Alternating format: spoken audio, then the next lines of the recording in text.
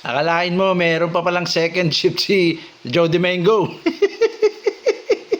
Ha? Tungkol to pa rin sa love notes ng ating caller kanina na si Pacific Aviarium. Naalala nyo yung binanggit niya na gray? Na parang sabi ko kakaiba. Nakakatuwa. Baka kumbaga makilala tayo bilang isa sa mga unang nag-develop nitong gray factor. For all you know, may binato kagad sa atin si Professor Rupert Bernabe. Maasahan talaga to. Laging up to date. Actually hindi naman pinaka-latest, no, pero mukhang na-miss out ko kasi nga nag-assume ako na maaring hindi pa recognize ang gray ni Dirk Van den Abil dahil nga bakit hindi pumuputok sa rosicolis kako. So in-assume ko mukhang baka nga hindi pa pumuputok.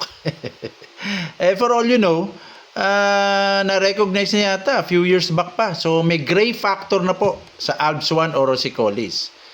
Yung kababato lang sa atin ni Rupert, no? Salute naman kay Rupert, laging nakaantabay.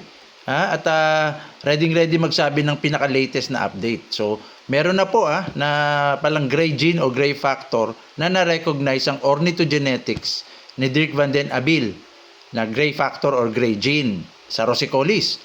Apparently, 2015 pa ito sumulpot sa Argentina. A certain Quevedo yata, yung apelido na parang unang nakapagpasulpot ng gray factor. So, bigla ko naalala. Sabi ko, Rupert, kaya pala meron akong nakita yung una ko YouTube dati, yung ine-edit ko pa. Nagpaalam pa ako kay Kes Aviary. Ito 2002 2 years ago, yung sa YouTube natin. Ayan.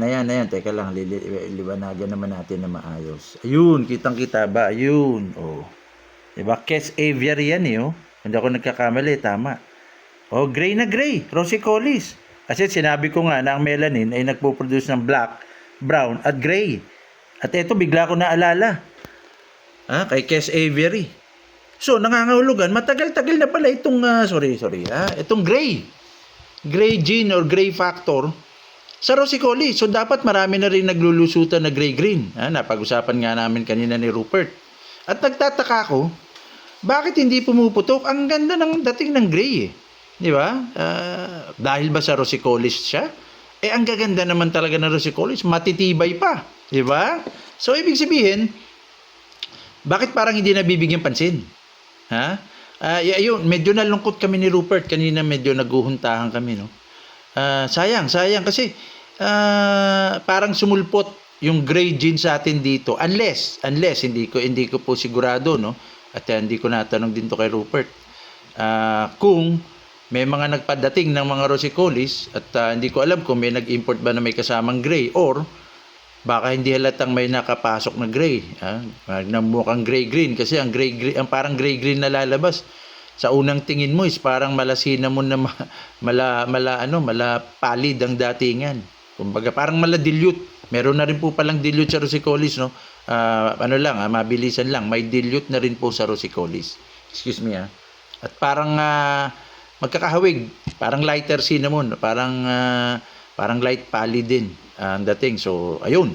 So, may gray gene, meron ding dilute sa rosicolis. Ngayon, ang gusto ko pong sana mabigyan pansin, yung kagandahan ng ALPS1 o ng rosicolis. Abay, napakagaganda, napakatitibay. Just imagine, ano ang magiging resulta ng gray aqua? Kasi most likely ito gray turquoise o yung parang gray blue. Although yung blue hindi pa rin recognize sa rosicolis. At naguguluhan din ako. Bakit hindi pa sumusulpot ang blue? Marami na siyang partial blue, aqua at saka turquoise. Pero yung blue hindi pa recognize kasi parang apparently pag pinagkasamo yata yung blue, naglalabasan pa rin yung turquoise. O ano ba to? Alil kaya ito? Nagkaroon kaya ng crossing over? Alangan mapag-usapan din namin ito ni Rupert. Ayun. Ang sinasabi ko lang, magaganda resulta nito. Baka pwede itong gray sa aqua, gray sa turquoise, gray-green opaline. Ang ganda siguro. Gray-green orange face. At, nung nagpunta yata sila Rupert sa Nueva Ecija, tama ba? O Pampanga. Naipakita daw ni Arman Linsangan na yung meron siyang misty Misty na Rosicolis na ipakita ni Arman Linsangan. So, abay, napakaganda kung meron na. Di ba? Ang ganda-gandang kombinasyon. Ano kaya ang dating ng Gray Misty? Misty Dilute, Misty Opaline, Misty Pale Palo. O, di ba? Baka may dating yun. So, ang sinasabi ko lang, gawa tayo ng demand sa Rosicolis dahil ang gaganda ng mga Rosicolis sa totoo lang. At ang isa pang advantage sa Rosicolis, parang halos hindi mo siya makikitaan ng pagka-chapsuy.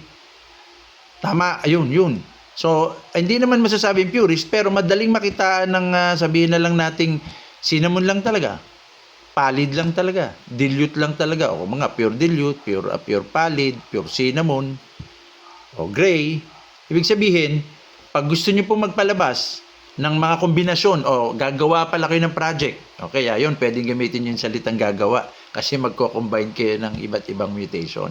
Pero kung single mutation, ang lagi ko pong ginagamit na salita ay sumulpot or lumabas. Iwas na iwas ako sa salitang gagawa kasi hindi naman po talaga nagagawa ang single mutation. Ang pwede, yung magpo-combine ka na ng mga mutation. So, ayun po. Mas madaling maintindihan ng mga project sa Rosicolis dahil hindi sila masyadong halo. Hindi ko wala yata ako maringgan na parang chapsuy ang datingan. Pero pag dito po, mag-comment kayo, mag-post kayo ng inyong mga Rosicolis. Baka may dilute na kayo. At meron pa rin palang pinag-aaralan at kinukonsider na baka sa mga susunod na buwan or taon, may pastel na rin. Pinag-aaralan po ng ornithogenetics. Dun sa pinaka-latest na binato sa atin ni Rupert, si Professor Rupert. Meron na rin, may possibility, may pastel. Okay? At meron ding quartz. Kaya nga, pero hindi siguradong study pa lang. Further research pa. Itong pastel at saka quartz. So meaning, ganun na kadami. Di ba? So, may DM jade pa, yung dimorphic jade na tinatawag. So meaning, baka dito sa Pilipinas, dahil hindi nga ganun kadami yung nagko-concentrate o nagfo-focus sa Rosicolis, baka meron ng sumusulpot pa isa-isa o kaya meron kayong nagagawang kombinasyon na maganda, i-post nyo. Tingnan natin, himayin natin yung nagaganda ang mga Rosicolis nyo. It's about time na bigyang focus. It's about time na magkaroon ng demand sa Rosicolis na nagagandahan naman talaga at matitibay pa. Ang gaganda ng sukat. Di ba? Alam yan ng mga matatagal ng Rosicolis o Alps 1 breeder. Okay? So ngayon, kung ako sa inyong mga Rosicolis breeder, dahan-dahan kayong record keeping. Kasi malay nyo, may mga lumalabas na pala. So kung may record keeping kayo, madali na natin itong ma-justify or mapadala sa ornithogenetics at baka may sumulpot na pala. Di ba? Basta may record keeping tsaka breeding program monitoring. Okay? So, ayun po mga kaibigan, mga kaibon. Kaya tuloy nagkaroon tayo na midnight session ni Joe Domingo. Nawala yung modulation. Ayun. I am strongly encouraging itong mga Rosicolis breeder o itong Alps 1 breeders. Kung meron kayo napapansing medyo kakaiba, okay? At yung mga color project nyo, katulad kanina si Pacific Aviarium, di ba may sinabi siyang color project na naglabas ng aqua, yung medyo maputlang pagkadilaw. Ay, gagawa natin ng vlog yan. Merong magandang paliwanag dyan. Baka bukas lang gawa natin ng vlog yan. Rosicolis muna tayo ng mas maganda ilang vlogs. Kasi nakakatuwa naman talaga. Gagawa tayo. Bubuhayin natin ang industriya ng Rosicolis. Di ba? Mas maganda. Mas masaya. Mga kaibon, post nyo na. Kumbaga, i-flex natin. Konting yabang tayo sa Rosicolis. Lalo na yung mga medyo kakaibang napapalabas nyo. Yun lang po. Ay, salamat ulit, Rupert kay Professor Rupert. Lagi po nakaantabay at laging tinitingnan kung ano yung latest. Binabato kagad sa atin. Kaya nako-correct kagad natin. Okay? So, ulitin natin Matagal na palang recognize ang gray factor. Sa 2015 pa sa Argentina sumulpot.